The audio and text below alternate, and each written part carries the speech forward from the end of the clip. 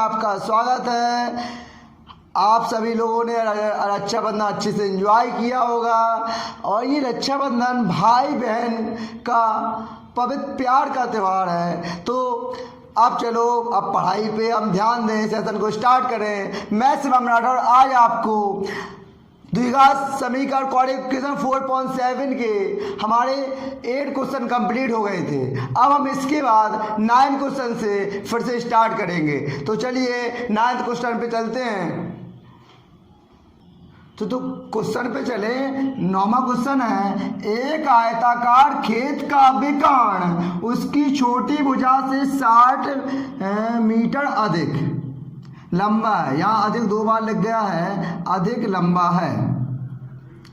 यदि बड़ी भुजा छोटी भुजा से 30 सेंटीमीटर अधिक हो तो खेत की भुजाएं ज्ञात करो। अब आयताकार की बात कर रही है तो आयताकार मतलब रेक्टेंगल इस फॉर्म में होता है, ऐसे ही होता है। ये रेक्टेंगल मान लो है। अब कहा जा रहा है एक आयताकार खेत का विकर्ण उसकी छोटी भुजा से 60 मीटर अधिक है। मान लें ये सबसे छोटी भुजा है, इसको हम इस टाइप में फॉर्म ले लें, ए बी सी डी। छोटी भुजा एक्स मान लें, क्या मान लें एक्स। अगर ये एक्स है आपको पता है तो ये भी एक्स होगी, क्यों आयताकार है, आयत की आमने सामने की भुजाएं बराबर होती हैं। ठीक, एक आयताकार खेत का विकर्ण उसकी छोटी भुजा से 60 सेंटीमीटर अधिक है। विकर्ण क्या होता है, अगर मैं ए और सी पॉइंट को मिला दूं तो ये क्या होगा, ये विकर्ण होगा। कितना मीटर बड़ा है, 60 मीटर बड़ा है, तो x + 60 कर दें। ठीक, यदि बड़ी भुजा कौन है, ये वाली, छोटी भुजा से 30 मीटर अधिक है। बड़ी भुजा ये है, छोटी भुजा से 30 मीटर अधिक है, तो x + क्या हो जाएगा, 30 मीटर हो जाएगा कि नहीं। इतनी मेरी बात बताओ, इतना समझ में आ रही है। आप लिखेंगे कि माना कि एक आयताकार खेत,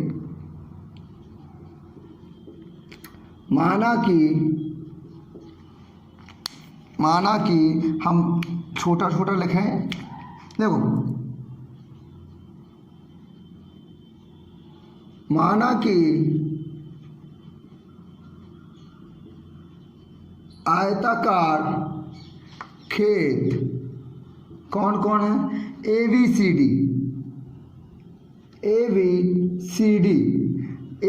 डी में छोटी भुजा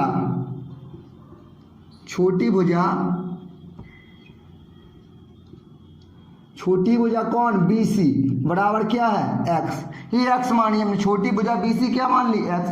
अब ये बड़ी भुजा कौन हो जाएगी, बड़ी भुजा क्या हो जाएगी, 30 सेंटीमीटर अधिक है, तो x + 30 मीटर। और विकर्ण, हम विकर्ण निकाल लिया। विकर्ण क्या है, x + 60 मीटर। अब एक बात कहें, अब इसमें हम पाइथागोरस प्रमेय लगा दें। क्या होती है पाइथागोरस प्रमेय, समझिएगा। पाइथागोरस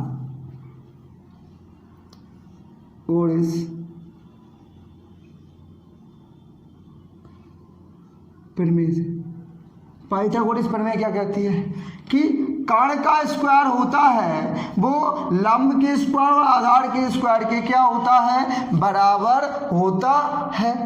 तो कर्ण क्या है, पाइथागोरस प्रमेय होती है हमारे कर्ण मतलब ए बी का स्क्वायर, ए सी का स्क्वायर बराबर होगा हमारा ए बी का स्क्वायर + बी सी का स्क्वायर। इतनी बात आप समझ में पा रहे हैं।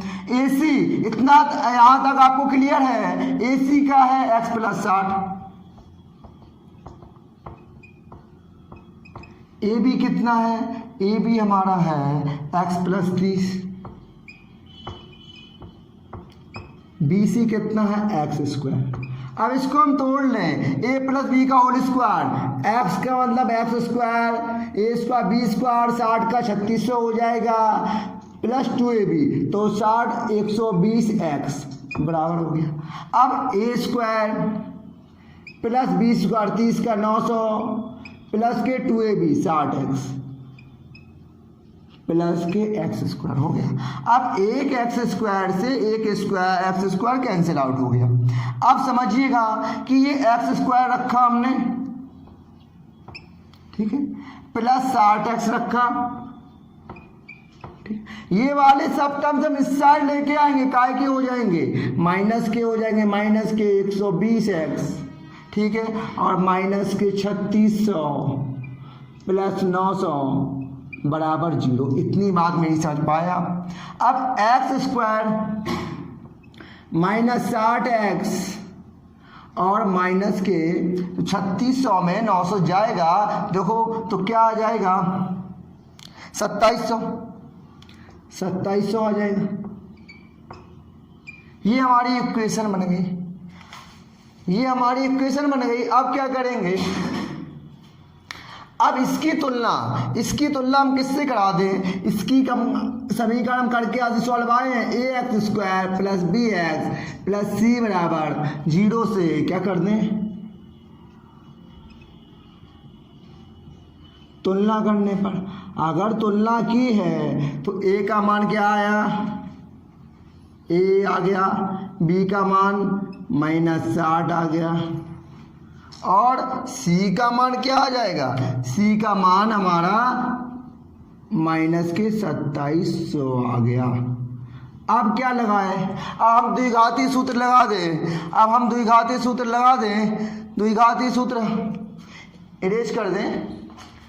देखो यहाँ तक आपको समझ में आया, इतना आपको क्लियर है, इतना हम नोट डाउन कर लें। अब देखो इसे इरेज कर रहे हैं हम,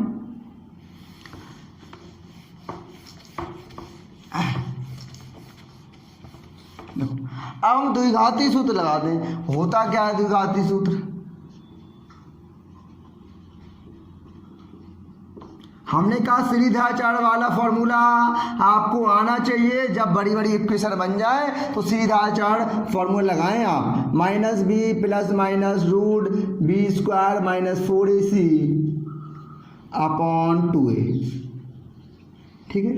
अब देखो -b, माइनस कितना है, -60 है, plus minus B square, B कितना है -60 -4, ए कितना है 1, सी कितना है -2700 अपॉन 2, और ए कितना है 1। इतनी बात मेरी समझ में आई आपको। अब हम क्या करें, इसे भी इरेज कर दें, अब तो समझ में आने लगा होगा आपको। अब माइनस माइनस ये प्लस हो जाएगा, प्लस -60, हमने कहा अगर इवन पावर है तो प्लस हो जाता 3600, माइनस माइनस प्लस 27 दूनी 108 हो जाएगा क्या, 0 0 7 चौके 28, 2 हासिल 4 दूनी 8 2 10 अपॉन 2। अब देखो ये सॉल्व करें हम, 3600 10 800 और 3600 हम ऐड करेंगे तो हमारा 0 0 8 से 14, हाँ कितना आ गया 14400 आ गया। तो हम इसे ऐसे लिख लें 60 प्लस माइनस 14 अपॉन 2। अब ये बताओ हमें कि क्या 60 तो यही रख लें, प्लस माइनस देखो 144 का वर्गमूल क्या होता है 12, ये 100 है तो ये 120 हो जाए कि नहीं, ये बताओ। इतनी बात आप मेरी समझ पा रहे हैं। हमने क्या किया है, ये हमने क्या किया बेटा कि यहाँ क्या 144 है, 144 12 का होता है, ये 100 मान लें 10 का होता है, ये आ गया। अब हम ले लें वही प्लस चिन्ह लेने पर,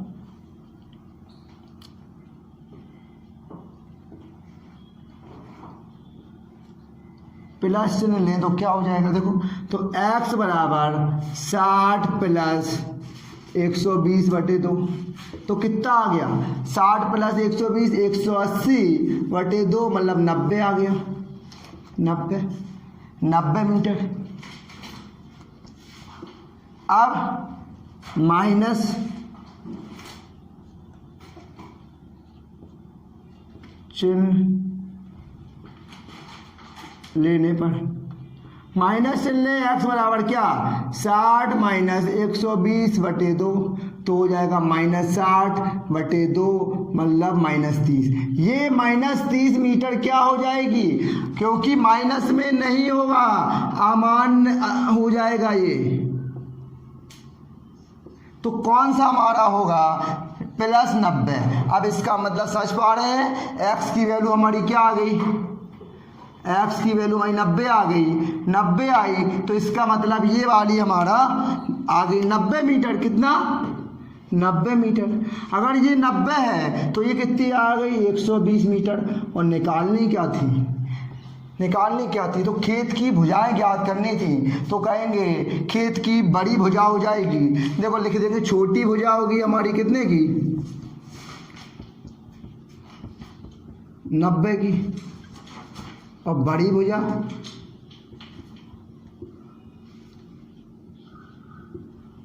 120 की।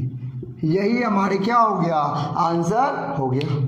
10वें सवाल की ओर चलें तो क्या कह रहा है, दो वर्गों के क्षेत्रफल का योग 468 मीटर स्क्वायर है। यदि उनके परिमापों का अंतर 24 मीटर है तो उनके वर्गों की भुजा ज्ञात करो। हम माना बड़े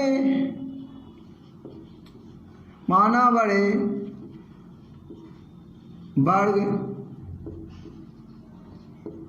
की भुजा, माना बड़े वर्ग की भुजा x मीटर है और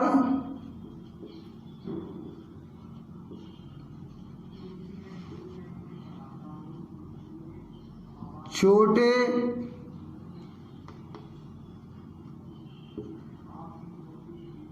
वर्ग की भुजा y मीटर है। छोटे की x y मान ली, बड़े की मान ली x, छोटे की y मान ली। अब देखो अकॉर्डिंग टू सवाल के हिसाब से चले हैं। देखो यदि उनके परिमापों का अंतर, ये बताओ पहले वर्ग का परिमाप क्या होता है। वर्ग मतलब यही तो होता है जिसकी चारों भुजा बराबर हो, उसे ही तो वर्ग कहते हैं। वर्ग का परिमाप क्या होता है, तो आप कहेंगे वर्ग का परिमाप होता है 4x, मतलब ax। तो वर्ग का परिमाप 4x। अगर बड़ा वर्ग है तो इसका परिमाप 4x हो जाएगा, और छोटा वर्ग होगा इसका ही परिमाप क्या हो जाएगा 4y। यहाँ अगर छोटे वर्ग का हम निकालें, यहाँ बड़े का है, यहाँ छोटे वर्ग का परिमाप क्या हो जाएगा 4y। अब कहा जा रहा है इनके वर्गों का अंतर 24 है, परिमापों का अंतर कितना है, तो बड़े वर्ग का क्या होगा परिमाप 4x और छोटे का 4y। इनका अंतर कितना है 24 है। यही तो कहा गया हमसे, यदि उनके वर्गों का अंतर 24 है, हमने कर दिया। ठीक, आप बताओ हम इसमें से पूरे में 4 से भाग दें तो x माइनस वाई बराबर 4 छंग 24, पहली इक्वेशन बन गई। यहाँ तक समझ में आया। अब सेकंड निकाले हम, वर्ग का क्षेत्रफल क्या होता है, तो वर्ग का क्षेत्रफल होता है भुजा स्क्वायर। क्या होता है भुजा स्क्वायर। अगर इसकी बड़े भुजा है, बड़ा वर्ग है, तो इसका क्या हो जाएगा। तो समझिएगा मेरी बात को, मेरी बात समझिए कि दो वर्गों के क्षेत्रफल का योग बड़े वर्ग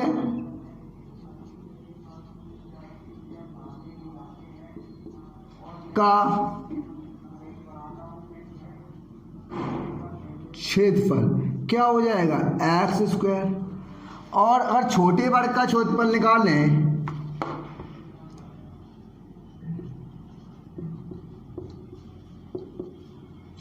तो क्या हो जाएगा वाई स्क्वायर। क्या हो जाएगा वाई स्क्वायर। एक कंडीशन कही गई, दोनों वर्गों के क्षेत्रफल का योग 468 है, तो मतलब इसका और इसका योग है 468, 468 इसका योग है।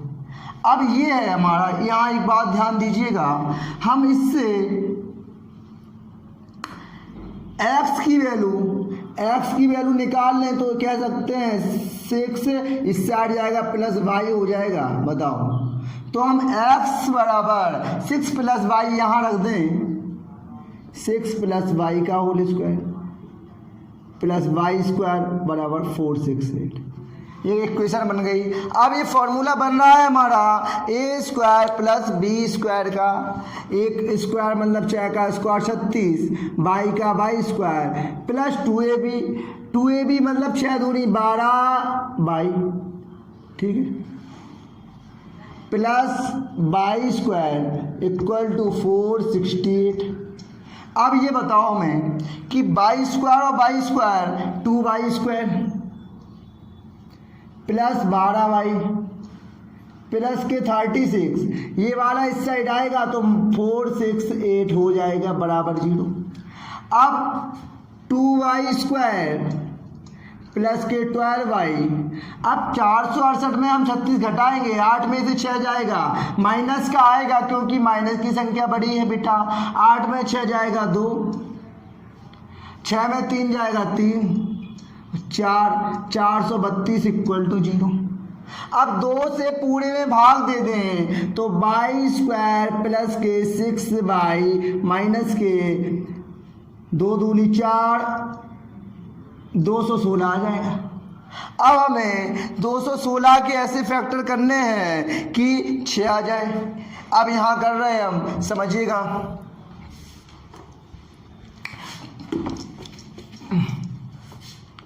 देखो ये है by square plus 6 by minus के 216 बराबर 0। आप सबसे पहले कैसे करें, पहले हम फैक्टर निकाल लें। 216 क्या होंगे, देखो 2 से काट दें, 2 एकम 2, 0 2 16, फिर 2 से काट दें, 2 पंचे 10, 2 चौके 8, फिर 2 से काट दें, 27 हो गए। अब फिर 3 से काट दें, 3 नम्मा 27, फिर 3 से 3 एकम 3, फिर ये हो गया।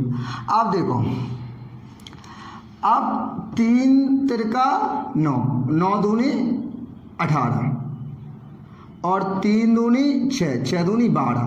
अगर हम 18 में 12 जाए 6 आएगा, और 18 में 12 का मल्टीप्लाई करें तो 216 आएगा। तो फैक्टर बन रहे हैं हमारे 18 और 12। इसे हम रेज कर दें तो क्या हो जाएगा कि वाई स्क्वायर प्लस के 18 बाई माइनस के 12 बाई माइनस 216 बराबर 0। अब इसमें से हम क्या बाई कॉमन ले लें तो बचेगा बाई प्लस 18। इसमें से हम क्या ले लें, इसमें से 12 कॉमन ले लें तो बाई, ये माइनस है, ये क्या हो जाएगा प्लस। 12 एकम 12, कितना बचा 9 बचा, 96 हो गया, 12 अट्ठे 96 बराबर 0। अब इन दोनों में बाई प्लस 18 हम क्या ले लें, कॉमन ले लें, क्या हो गया बाई माइनस 12 बराबर 0। अब दोनों की वैल्यू 0 के बराबर कर दें, बाई प्लस 18 बराबर 0, तो वाई की वैल्यू माइनस 18 हो गई। y माइनस 12 इक्वल टू 0, तो y की वैल्यू 12 हो गई। अब हमें ये बताओ, y हमने कहा माइनस तो लेंगे नहीं, ये वैल्यू क्या कर देंगे, ये अमान्य हो जाएगी, ये वैल्यू लेंगे। y बराबर क्या आ गई, y बराबर हमारी 12 आई है। अगर हम इसमें रख दें तो x की वैल्यू नहीं आ जाएगी, तो x की वैल्यू क्या आ जाएगी, 12 और 6 18, 18 मीटर निकालना क्या था। तो दोनों वर्गों की भुजाएं ज्ञात करो, तो एक वर्ग की भुजा आ गई हमारी 18 मीटर और दूसरे की कितनी आ गई 12 मीटर। यही हमारा क्या हो गया, यही हमारा आंसर हो गया। तो देखो हम चले नेक्स्ट सवाल पे।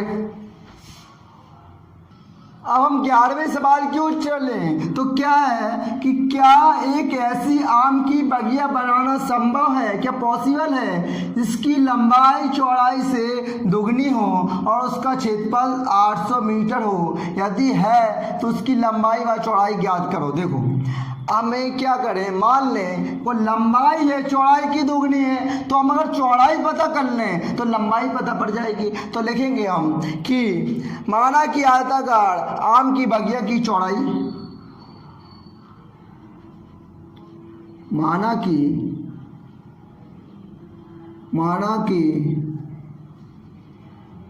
आयताकार आयताकार बगिया के मैदान की चौड़ाई, बगिया के मैदान की चौड़ाई x मान लें। क्या मान लें? अगर चौड़ाई x मीटर होगी, अब यहाँ एक कही गई है जिसकी लंबाई है चौड़ाई की दुगनी है, तो इसकी लंबाई यही हो जाएगा कि आयताकार बगिया के मैदान की लंबाई हो जाएगी कितनी? आयताकार बगिया के मैदान की लंबाई 2x हो जाएगी कि नहीं? इतनी बात बताओ, इतनी आपकी बात क्लियर है? क्योंकि उसमें कहा ये दुगनी है। अब कहा गया उनका क्षेत्रफल 800 मीटर है, और क्षेत्रफल क्या होता है? आप कहेंगे क्षेत्रफल तो बराबर होता है लंबाई गुणित आयत का क्षेत्रफल क्या होता? लंबाई गुणित चौड़ाई।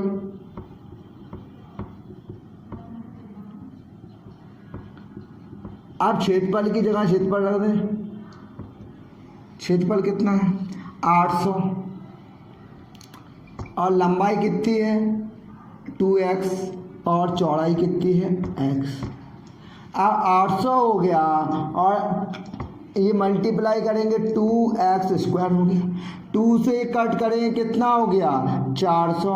अब x स्क्वायर 400 है तो x निकालें तो √400 हो गया, तो x बराबर क्या आ गया? Plus minus 20। आपको पता है 400 का वर्गमूल, लेकिन हम प्लस वाली संख्या लेंगे, माइनस वाला नहीं लेंगे। आपको पता है माइनस वाला हम अमान्य कर देते हैं। अब x बराबर हमारी वैल्यू आ गई क्या? 20 आ गई। आप कहेंगे चूंकि x बराबर 20 समीकरण का एक वास्तविक मूल है। देखो, चूंकि x बराबर 20 समीकरण का एक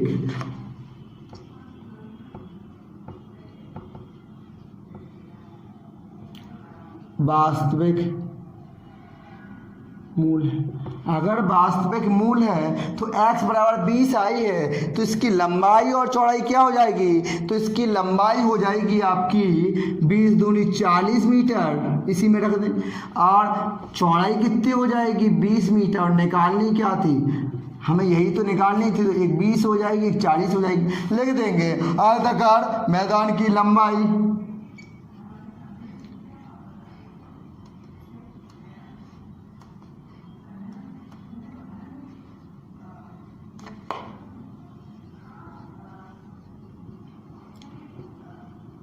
क्या हो जाएगी?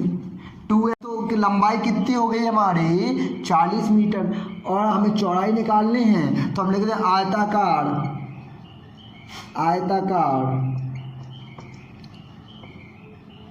मैदान की चौड़ाई क्या थी? x थी ना, x मतलब 20 मीटर। ये हमारा आंसर हो गया, यही तो निकालना था, लंबाई और चौड़ाई। 12वें सवाल पे चलें। क्या परिमाप 80 मीटर तथा क्षेत्रफल 400 मीटर के एक पार्क को बनाना संभव है, तो उसकी लंबाई व चौड़ाई ज्ञात करो। माना हमने परिमाप क्या है, तो परिमाप क्या है कि पार्क है, तो पार्क है एक आयताकार पार्क है, तो माना हमने कि इसकी लंबाई x है और चौड़ाई y है। तो देखो क्या हम क्या है, माना कि आयताकार आम की बाग की चौड़ाई, देखो माना कि आयताकार पार्क की लंबाई,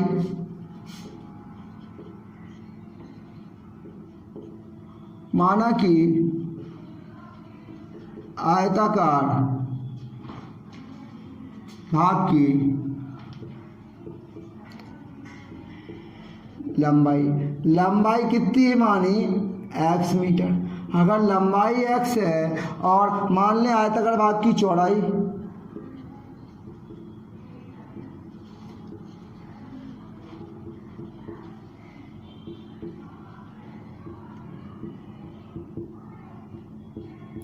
y मीटर, अब जो बात कही गई है वो देखो, इसका परिमाप कहा गया, परिमाप कितना 80 मीटर। परिमाप क्या होता है, आयत का परिमाप होता क्या है, आप बताइए। आयत का परिमाप होता है 2 लंबाई प्लस चौड़ाई x प्लस वाई, यही तो होगा। कहा गया इसका परिमाप इतना है, मतलब 2x प्लस वाई की वैल्यू 80 के बराबर है। तो हम x प्लस वाई की वैल्यू 2 का यहाँ भाग देंगे 40 हो जाएगी कि नहीं, इतनी बात मेरे को बताओ। अब इससे हम x की वैल्यू निकाल दें, x की वैल्यू निकाल दें तो आ जाएगी 40 बटे माइनस वाई, इक्वेशन फर्स्ट बन गई। अब दूसरा कहा गया इसका क्षेत्रफल 400 मीटर है, वो आयत का क्षेत्रफल क्या होता, आयत का क्षेत्रफल होता है लंबाई गुणे चौड़ाई। आयत का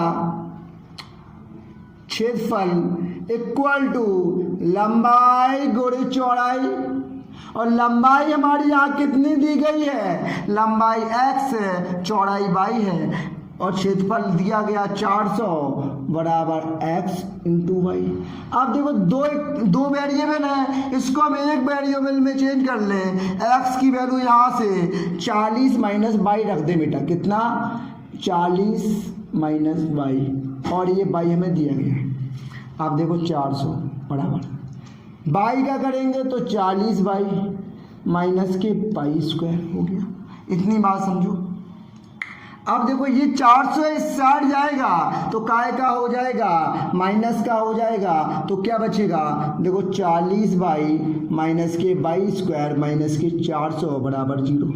अब देखो पूरे में हम माइनस से भाग करा दें तो क्या ये प्लस का हो जाएगा, ये माइनस का हो जाएगा, ठीक, और ये किसका हो जाएगा, ये भी हमारा प्लस का हो जाएगा। अब तो 400 के ऐसे फैक्टर करने हैं कि 40 आ जाए, तो क्या 20 और 20 कर लें, 20 20 40, और 20 इंटू 20 400 हो जाएगा। तो बाई स्क्वायर माइनस के 20 Y 20 Y minus 20 plus 400 equal to 0। इसमें से हम बाई कॉमन ले लें तो बचेगा बाई माइनस 20, इसमें से 20 कॉमन ले लें तो y माइनस 20। अब देखो दोनों में y माइनस 20 आ रहा है कॉमन, ये भी क्या होगा y माइनस 20। अब दोनों के मान हमारे क्या आ रहे हैं, हमारे y माइनस 20। इसका मतलब समझ रहे हैं आप कि y माइनस 20 बराबर 0 करेंगे, और यहाँ भी y माइनस 20 बराबर 0 कर दें तो y की वैल्यू हमारी कितनी आ गई, 20 निकल के आ गई। y की वैल्यू 20 निकल के आ गई तो मतलब चौड़ाई निकल के आ गई।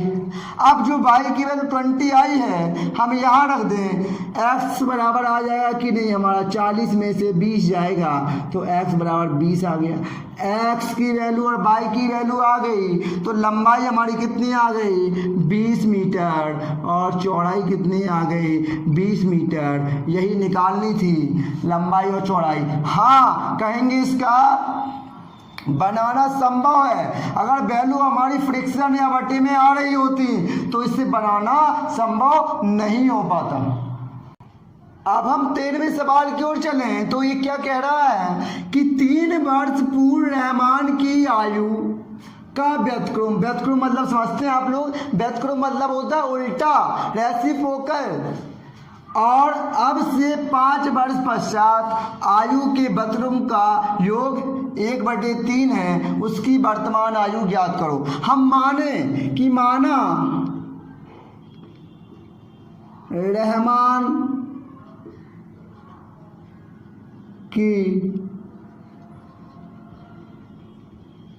वर्तमान आयु, माना रहमान की वर्तमान आयु x है, x वर्ष है। अब हमें ये बताओ, अगर मान लो मैं रहमान हूँ, मेरी आयु एट दिस टाइम x वर्ष है, तो 3 साल पहले मेरी क्या रही होगी, तो x माइनस 3 रही होगी। अब 3 वर्ष पूर्व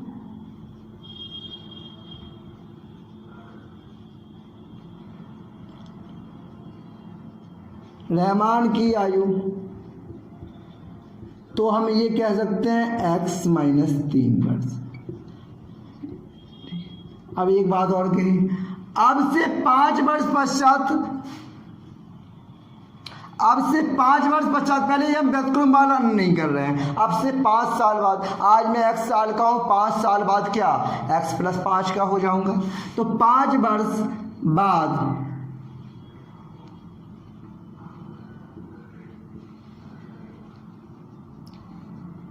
रहमान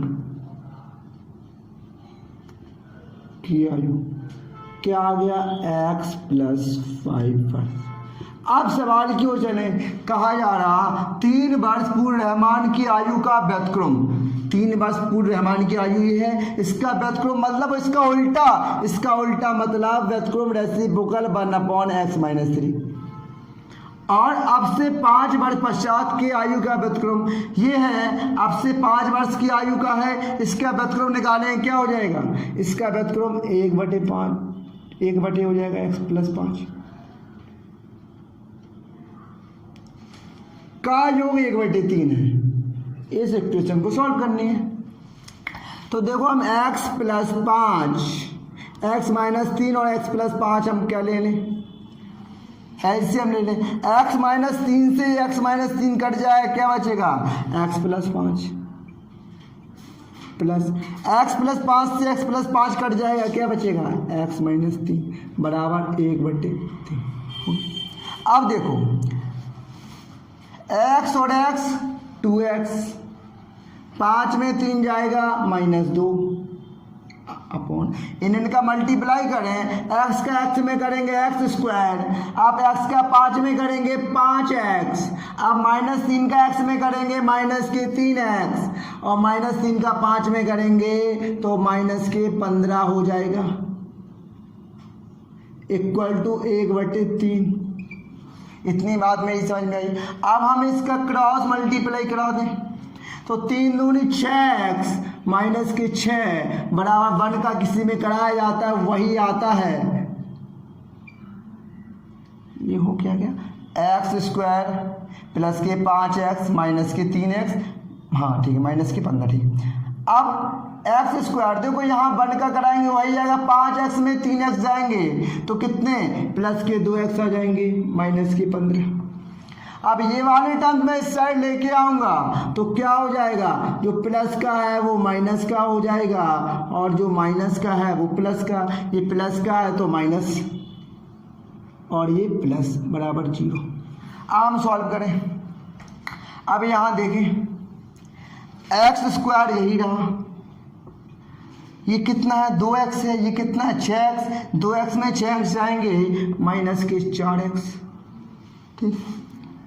अब ये कितना है -15 में प्लस के 6 जाएंगे -9 बराबर क्या हो गया 0। इतना यहाँ x और x 2x हो गया, 5 में 3 जाएगा, यहाँ प्लस के 2 आएगा, यहाँ प्लस के 2 आएगा तो यहाँ क्या हो जाएगा प्लस के 6 हो जाएगा। अगर प्लस के 6 इस साइड जाएंगे तो माइनस के 6 हो जाएंगे, क्या हो जाएंगे -6। अब 15×6 क्या हो गया, 15×6 21 हो गया 21। अब फैक्टर करें हम, 21 के फैक्टर 4 करने हैं, पहले 21 के अब फैक्टर करें तो 3×7=21 सीधा बन गया 3×7=21, 7 में 3 जाएगा तो 4 आ जाएगा, तो हम ये लिख रहे हैं समझिएगा -x, 7 में 3 गया 4 -21 = 0। अब देखो x² माइनस के 7x प्लस के 3x -21 = 0। अब इसमें से x कॉमन ले लेंगे तो x -7, इसमें से 3 कॉमन ले लेंगे x -7। अब देखो x -7 दोनों से क्या आ जाएगा कॉमन, एक कोष्टक में x + 3। अब दोनों की वैल्यू हम 0 के बराबर कर दें, x -7 बराबर 0 तो x की वैल्यू 7 आ गई, x + 3 बराबर 0 x की वैल्यू -3 आ गई। ये तो होगा नहीं, ये क्या होगा मान्य होगा क्योंकि माइनस में तो आयु होती ही नहीं। तो x बराबर 7 आया तो रहमान की वर्तमान आयु कितनी हो जाएगी, तो रहमान की वर्तमान आयु 7 वर्ष हो जाएगी।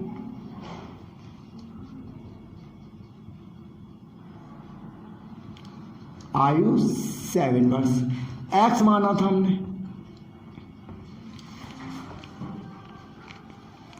हम 14वां सवाल है, क्या निम्न स्थिति संभव है, पॉसिबल है? यदि है तो उनकी आयु ज्ञात करो। दो मित्रों की आयु का योग 20 वर्ष है, तो 4 वर्ष पूर्व इनकी आयु का वर्ष में गुणनफल 48 था। तो देखो क्या करें, माना कि एक मित्र की आयु x वर्ष है, माना हमने माना कि एक मित्र की आयु x वर्ष है। अगर एक की x वर्ष है तो दूसरे की कितनी होगी ये बताओ। मैं दोनों की आयु का योग इतना है 20, तो अगर एक की x है दूसरे की हम 20 माइनस x मान लें, तो दोनों को जोड़ें तो वो आ रही है 20, आ रही है ना। तो दूसरे की कितनी माननी पड़ेगी हमें, 20 माइनस x। अब अगर दो मित्रों की आयु दी गई है, दो मित्रों की आयु का योग, दो मित्रों की आयु का योग कितना दिया है, 20 वर्ष दिया गया। अगर 20 वर्ष है तो दूसरे मित्र की आयु कितनी हो जाएगी, तो दूसरे मित्र की आयु 20 माइनस x हो जाएगी कि नहीं, ये बात बताओ। इतनी बात आपको क्लियर है कि दूसरे मित्र की आयु 20 माइनस x वर्ष हो जाएगी। यहाँ तक आपको इतनी बात क्लियर। अब एक बात कही गई है कि 4 वर्ष पूर्व इनकी आयु का गुणनफल इतना है। 4 वर्ष पूर्व पहला मित्र कितने का होगा, 4 वर्ष पूर्व पहले मित्र की आयु, 4 वर्ष पूर्व देखो 4 साल पहले, 4 वर्ष पहले मित्र की आयु, 4 साल पहले की बात कर रहा है, तो क्या कर दें, x माइनस 4 कर दें। अगर 4 साल पहले ये इतने का रहा होगा तो दूसरा मित्र कितने का रहा होगा, इसमें हम क्या कर दें, 4 घटा दें। 4 घटा देंगे तो हम दूसरे की आयु ज्ञात कर लेंगे। 4 वर्ष पूर्व पहले दूसरे मित्र की आयु, दूसरे मित्र की आयु, तो क्या कर दें, इस वाली आयु में से हम 4 घटा दें, 20 माइनस x में से 4 घटा दें बस, तो कितना आ जाएगा, तो कहेंगे 20 में से 4 जाएगा 16 माइनस x, बस क्या आ जाएगा 16 माइनस x में। अब देखो क्या कहा गया, अब कहा गया 4 वर्ष पूर्व इनकी आयु का गुणनफल 48 है, मतलब इस दोस्त की आयु और इसकी आयु का गुणनफल है x माइनस 4 और 16 माइनस x का गुणनफल 48 है, 40 नहीं 48, यही है। अब देखो 48 है, अब सॉल्व करें हम, 16 का करेंगे 16x माइनस 16 चौके 64, अब माइनस करेंगे तो माइनस के x स्क्वायर प्लस के 4x बराबर 48। देखो इसका किया माइनस के 4x प्लस के 4x बराबर 48। अब हम सॉल्व करें, देखो माइनस के x स्क्वायर रहा, ठीक, प्लस के 16x और प्लस के 4x, तो प्लस के 20x हो गए, माइनस के 64 ये है, ये प्लस के 48 है, इस साइड आएगा माइनस के 48 बराबर 0। अब देखो अब हम क्या करेंगे, माइनस है तो पहले तो हम सॉल्व कर लें, माइनस x स्क्वायर प्लस के 20x, 48 और 64 जुड़ जाएंगे, 8 4 12 और 6 4, देखो 8 4 12, एक हाथ है, 6 4 10 और 1 11, ठीक। अब हम पूरे में माइनस से क्या कर दें, पूरे में माइनस से क्या कर दें, भाग दे दें। अगर पूरे में माइनस से भाग दे देंगे तो आएगा x स्क्वायर माइनस के 20x प्लस के 112 बराबर 0। इतनी बात समझ पा रहे हैं। इसकी तुलना करें हम, इसकी तुलना किससे करें, इसकी तुलना ax square plus bx plus c बराबर 0 से तुलना करने पर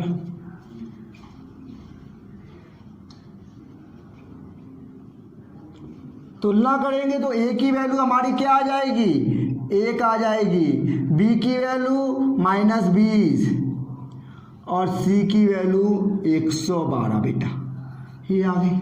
अब ये आ गई, अब हमें क्या करना है, हम इसका विविधकर निकाल लें।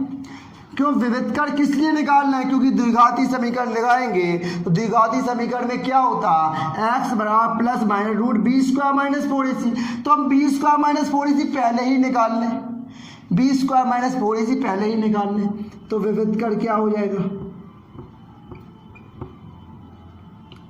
d बराबर बी स्क्वायर माइनस 4ac।